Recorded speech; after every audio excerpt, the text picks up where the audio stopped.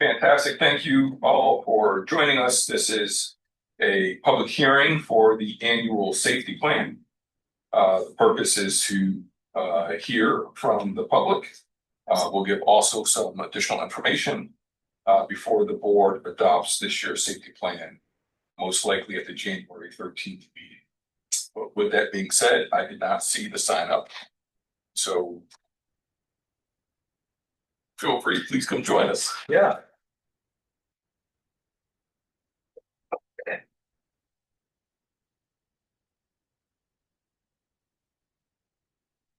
Context and to say your name for the recording. Yes, hi. My name is Parker Hubble, and as some of you may know, I work for the district in the tech department, but I'm not here as a member of the tech department, but as a member of the public concerned for the safety of our kids. First of all, I would like to thank the district for the steps they have taken to improving the security of our schools. When I graduated from IHS in 2014, it was very different than it is now. Today, there are double door main entrance vestibules at every building, card swipe accesses, and exterior door cameras. I would also like to say I have a great appreciation for administrators who have been working on putting together the safety plan for the district. I've taken a look at the safety plan draft and can see how much work has been put into it, as it is over 100 pages. Why I'm here today is to highlight my concern over propping doors open. With all of these additions to our school security, all it takes to bypass all of this is to have a door propped open. In the safety plan draft provided by communication, on page 91, under building security requirements, it states, the propping open of exterior doors is not permitted under any circumstance. I'm hoping principals and building administrators can reinform all of their building personnel, including students, to follow this, so our students and staff are safe and can feel safe. I implore members of the board to visit the buildings and see how buildings are following safety protocol, and to ask them questions. That's all I have to say. Thank you. Thanks.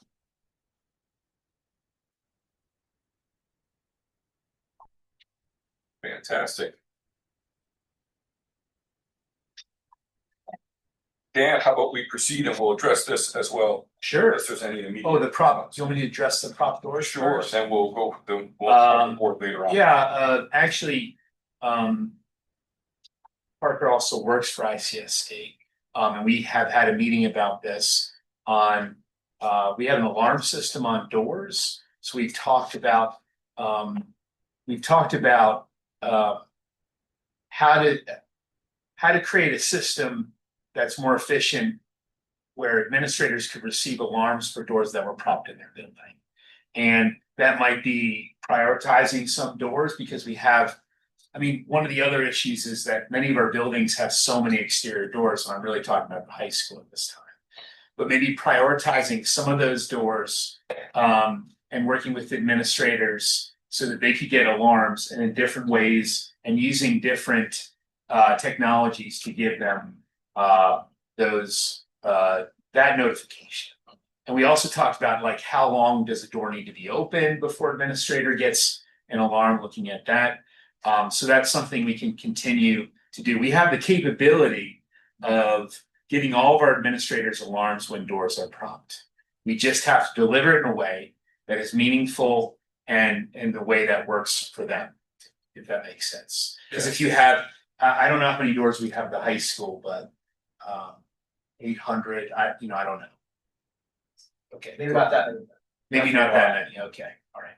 So that was going to be my other question as well. If having that conversation, is that something to consider as part of a capital project, or we already have the technology in place to notify or have an idea when a door is propped open? And I imagine we're talking about exterior doors. We have the technology. I think it's making it meaningful and in a way that we can respond to it quickly, because we're simply not going to be able to respond to all 500 doors at Ithaca High School. Prioritizing doors that are used for entry and egress might be a good way to start. Is this an item that we should, this particular item, right? I know part of the idea of the safety plan is as we go through, we realize that it has an impact on other functions of the district, other ways in which the district operates. And so is this something that should be talked about at a facilities committee to have a conversation about what this could look like, what moving forward with this? I would like that. I think that's a good idea. We could do a deeper dive. Yeah. Say, Isn't this something that needs to be spoken to the staff internally? Because this is an issue. Who is propping doors open? That's a staffing issue, that personnel, that communication, and do they take the seriousness of the safety of the building, safety of the students? Sure. Because we've heard feedback from students about the safety plan, which you'll discuss, where they were concerned about certain things, and the way it was. Thank you very much, Parker, for first of all acknowledging the appreciation and of the safety plan and the detail of the plan and what is in the plan. And this is a New York State requirement.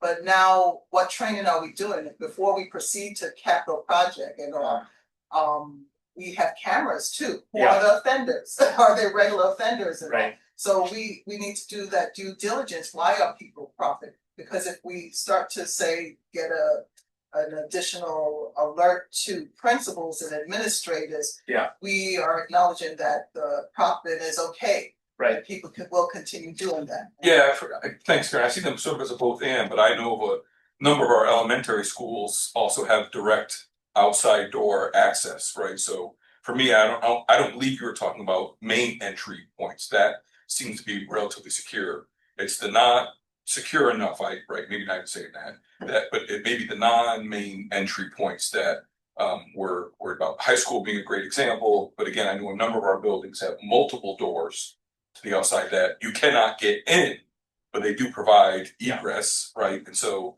those are doors that oftentimes people are worried about getting propped open. Maybe for the next facilities meeting, I can gather some information first and then report out after checking in with a few buildings. Also, we have, I can work with Parker on reports to identify, doors that are propped open more often than others. I mean, on a gut level, I would guess this is more of a secondary issue through the design of our facilities than our elementary schools. But I think looking at the data of what doors are propped open and frequency, I could report out on that in the beginning of the facilities meeting, and then I could talk about how we're going to address it. If that makes sense. To Karen's point, it doesn't stop us from having communication to building leaders about this, right? I mean, that's one thing as well. Sure. And I am intrigued. I mean, this is partly every time we have some conversation like that, it brings up other issues, right? So thinking about folks go out for recess, is the door open because you have some kids who are in and some kids who are out. So I imagine it's not just the secondary. That's a great point. I remember when I was at Bell Sherman and I worked with IPD, we would open that back door by the kickball area. And IPD was fine with us propping that door as long as somebody was standing there. Right. So I think making sure the legitimacy of some of the doors, like why are they being propped open, like for that Bell Sherman exam. Yeah. Now I'm curious to that. So let's see. All Appreciate right. it. Fantastic. Thank you. Okay. Thanks. So Dan, how about you go through some of the changes between last year and this year? Sure. And then we'll address a couple of the concerns that we have. That'd be great. Yeah. That's okay. Do you want to put it up? Yeah. I'll go really quick. I know you've seen this all before, maybe 10 to 15 times. So, all right, there we go. Okay, so obviously we do this every year, right? We're required to do this every year. I'm required to send it to the state. We've gone through committee multiple times. I've met with our safety team as well. We've gone to the board as well. And then we posted it for 30 days. And we shared it with our local media outlet as well. I have a clicker. Dan, because we're both the primary audience and not the primary audience as well. Can you just speak to the safety team so community Yes. members have an idea of what that is? Thanks. It's not working. Okay. Yeah. One thing I'm proud of over the years is we have worked to include more law enforcement. On our safety team, we have a representative from the sheriff's department. It's usually Lieutenant Jeremy Ziegenfuss. We have IPD leadership. It's Captain Ted Schwartz, who's on our team. We have Mark Alo from TSD BOCES, and other people from TSD BOCES. We've had people from the county as well that we've invited. And then, of course, we have principals and had athletic directors. And I also invite all the union leaders as well to join us as well. And it's a great group. Yeah. Yeah. It's been pretty consistent over the years. Yeah.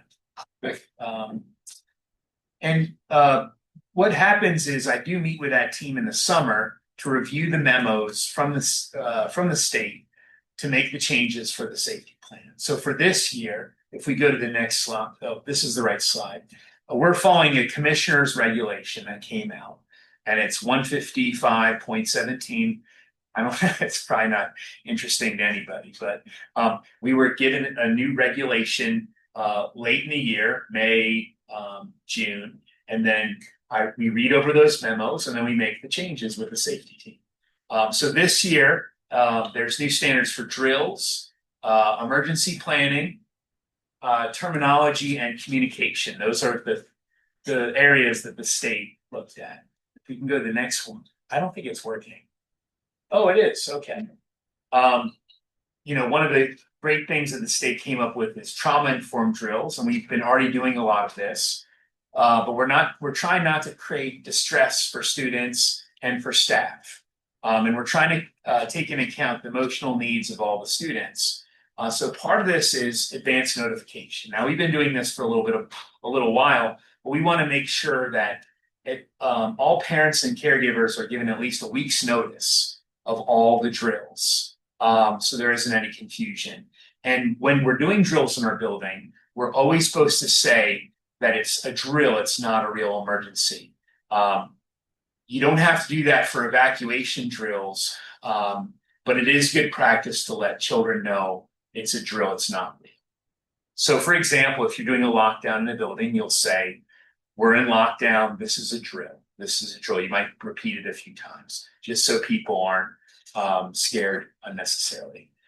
Oh. It's all right.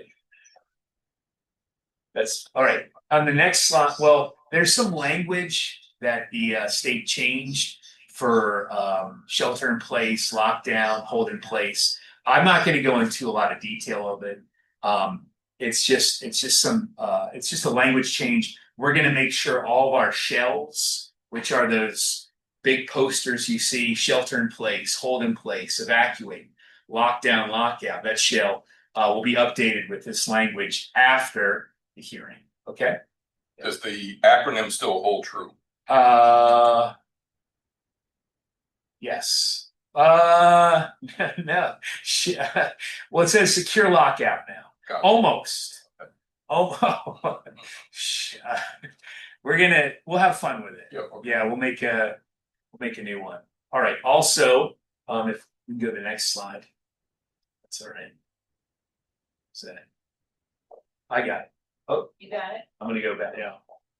All right, so every department does a safety update. I actually helped to create in the beginning of the year all the safety updates, all the information that you're seeing. I shared with all of our administrators, all of our directors, and all of our departments in August when we were gearing up to come back to school.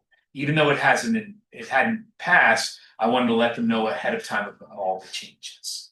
Okay. One of the things that we'll still need to focus on is the after school programs, after school and events. And I will make sure I reached out to some, but I need to make sure that especially after the hearing, that all the after school programs in our elementaries and other places are aware of all of our procedures and all the updates. as well as coaches, advisors. I'll be working with athletics. I'll be working with Carrie and Shane as well. And we'll also work more about posting memos and signage as well. And I'll be working with communications on the memos and signage.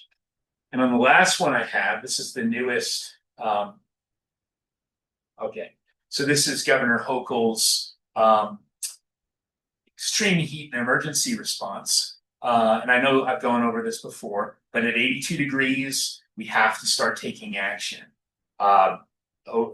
Turning off overhead lights, lowering shades, turning fans on, opening doors and windows. I don't know if you know this, but when it gets really hot, we tell our custodians to open the window, especially at the high school, open the windows at night and make sure to close them first thing in the morning to bring in all the cool air from outside.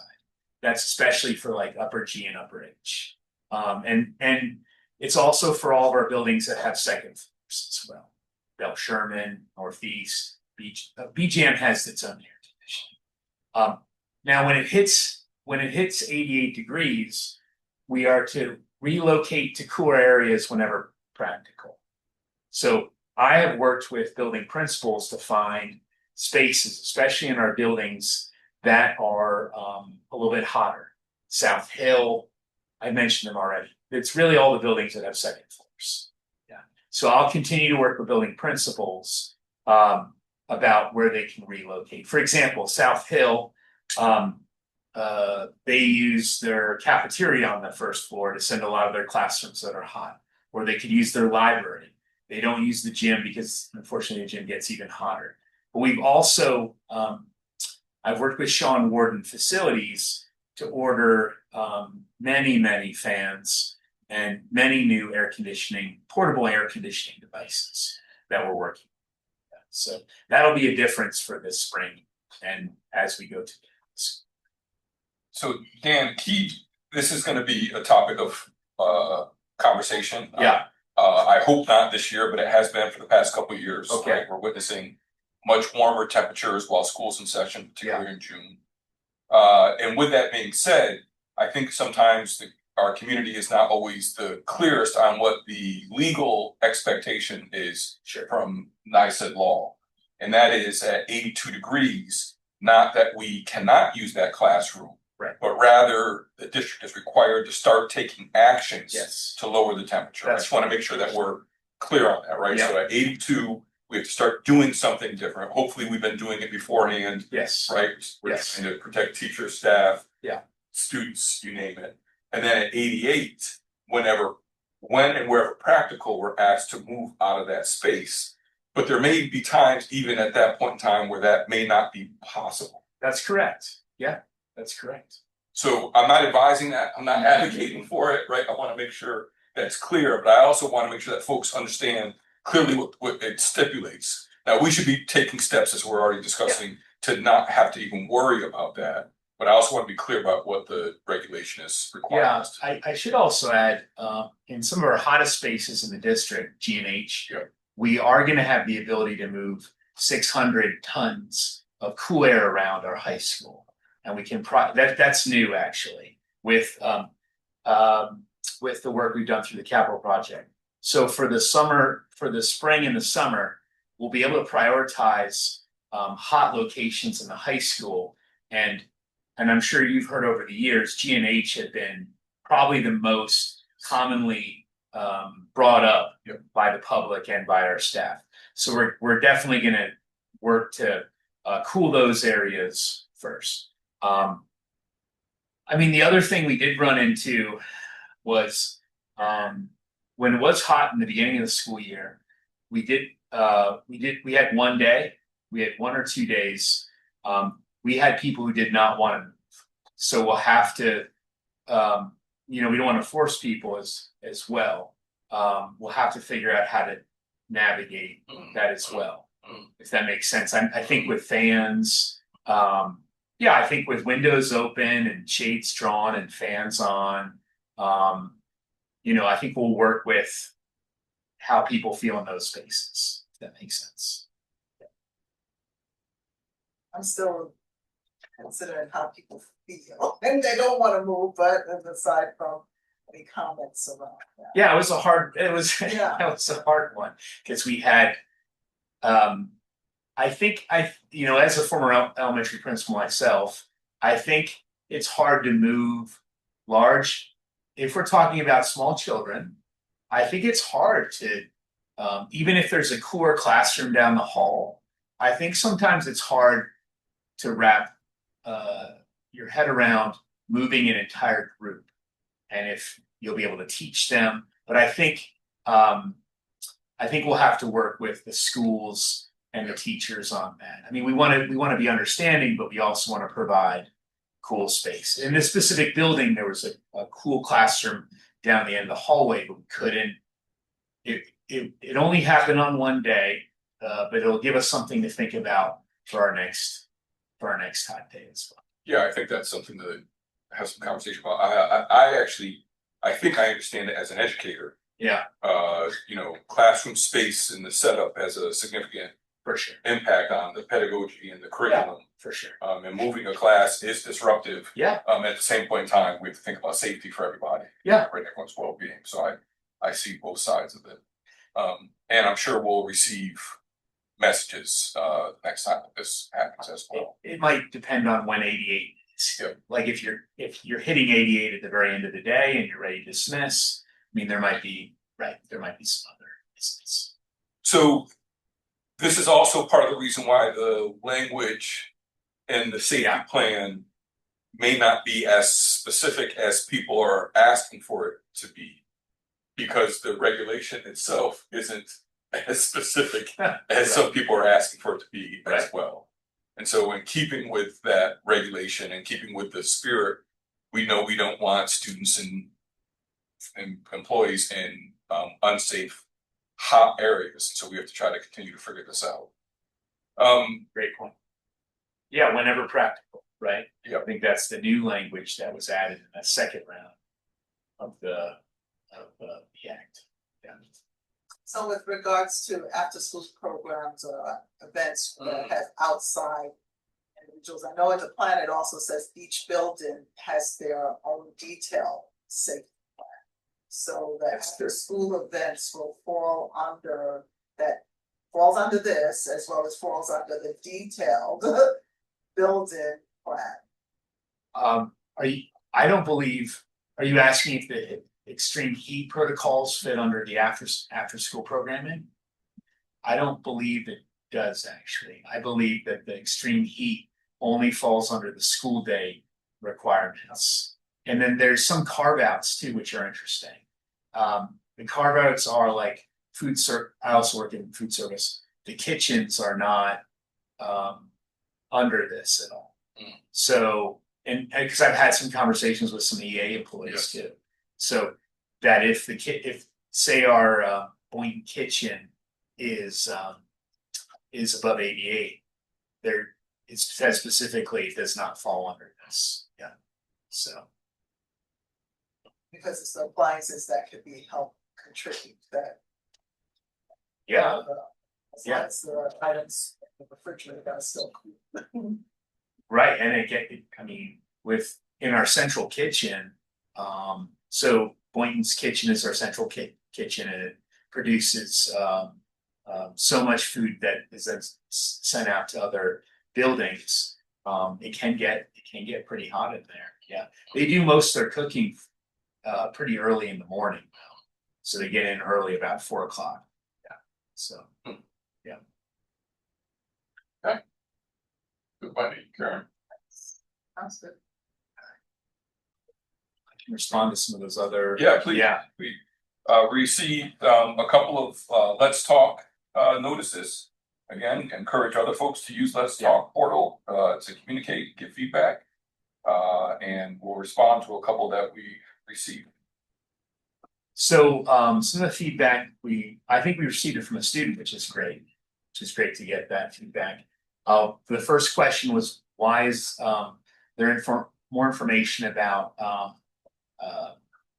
heat in buildings? And I did just cover that. So I think maybe it just wasn't front and center. the way I wrote the safety plan is I put all the updates in the beginning, and it just might have been something that was missed. So we do obviously have New York State heat mandate in our safety plan now, and I'm happy to communicate directly to the student after today. The other question he had was about smoke events. Now, we do not have this in our safety plan. I'm open to adding. This is the air quality one. Yeah, it's for wildfire smoke events. We have put out district communication before when these events happened. We modified outdoor activities. For example, we moved gym classes. We've moved recess indoors and sports indoors. When we've had specifically Canadian wildfires a few years ago, we canceled outdoor programs. But we do follow a lot of health advisories from our county and from the National Weather Service. So I have mixed thoughts about putting in the safety plan because there isn't a standard procedure for it. We follow the guidance from the county and the data they provide to us, if that makes sense. I'm happy to provide an addendum of what we've done, some of the measures we've taken, but we wouldn't have a standard protocol that exists. Does that make sense? Yeah. So I don't know if I would really recommend putting it in the safety plan. I'm in agreement. Yeah. And then and one of the things I looked up is like, what's the purpose from New York State about the New York State safety plan? And the information I found was, it's a required document, keeps students, staff, and visitors safe for emergencies, violence, and other critical incidents. I feel like the wildfire events are so specific and probably hard for us to create an algorithm or a process on how we respond, that I think we should handle it by responding to Tompkins County, National Weather Service, DEC, and then take our guidance from those three organizations. Does that make sense? Yeah. And then the other question, you want me to keep going? Yeah, I think I just want to say the question, as I read it, and I did not read it carefully, so I apologize for mischaracterizing it, was not about do we have a process in place for wildfires, but what happens if wildfires create poor air quality that may cause us to cancel class. Did I misread the comment? No, I think that's stout. Maybe I misinterpreted it too. Yeah. Let's see. I don't have it in front of me, but it stated that due to the air quality, a lot happened from the result of the wildfires from Canada and all. So I interpreted it as the individual is looking for specific detail of what are the procedures we need to put in place to ensure that whatever safety protocols are followed. That's how I read it. Yeah, where the safety plan includes everything, and there's certain things, just like there's another topic we'll go on to also, that is, it may not specify air quality do this, but this could be like, as Dan had mentioned, Tompkins County Health Department and making sure we follow the protocol for that, as well as other protocols within this county. Yeah. Yeah, it says how we would. I think it says how we would respond to emergencies related to air quality and wildfire smoke. So I kind of read it. What steps would we take? And I think what I didn't want to do is create like an AQI, threshold. I mean, that's probably a little bit of mission creep for us, because the county and DEC and other organizations, that's probably more of what that's more their expertise. Yeah. Great, thank you. All right, and then the other questions we had were about why isn't sexual assault in the safety plan, and it's handled differently. It's handled under multiple laws, Title IX, handled under DASA. How I just explained earlier what the New York State's idea of what the safety plan covers, sexual assault is not something that would be covered under the New York State safety plan for each district. It's covered under Title IX and DAS and other ways. The other question I got was, or I received, was about ICE protocols. And we do have, we worked with legal counsel some time ago. We put communication out, one pager to the community and to our staff. Again, I don't feel that a protocol for ICE visits has a place in our safety plan at this time. It seems like a specific response to a specific arm of law enforcement, and that doesn't seem to meet the mission or the purpose of a New York safety plan, or a safety plan, which is about guiding school districts to keep students, staff, and visitors safe during emergencies, violence, and other critical incidents. So I wouldn't recommend putting it at the safety plan this time. But I appreciate the question that we received. Because there's also a section that talks about threats and assaults, and building leaders have protocols on what to do in case. Yeah. Well, actually, the safety plan, that's a great point, Karen. The safety plan is more focused on threat assessment when we're partnering with law enforcement. Now, the threat assessment isn't how we're dealing with law enforcement agency that's coming to us. It's more about threats we're receiving from students or other social media, other purposes. Yeah. I think if we had a carve out to how we dealt with one specific agency, it would set a different precedent that we wouldn't want to continue. Well, don't built-in principals and administrators have protocols on how to deal with in case there's a custody battle, family court and all that.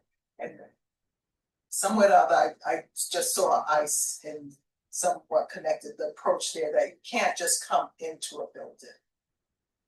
So there's certain protocols. Who will be that point of contact with the official? They already have a one-pager. All building officials already have a one-pager of how, they're the person. They'll engage legal counsel. There's a whole protocol we have for it. It is interesting you bring up the custody. That's something we work very closely on with principals, but in those situations, we try to work to make sure the most recent order is uploaded and that everyone is familiar with how to handle those kind of situations.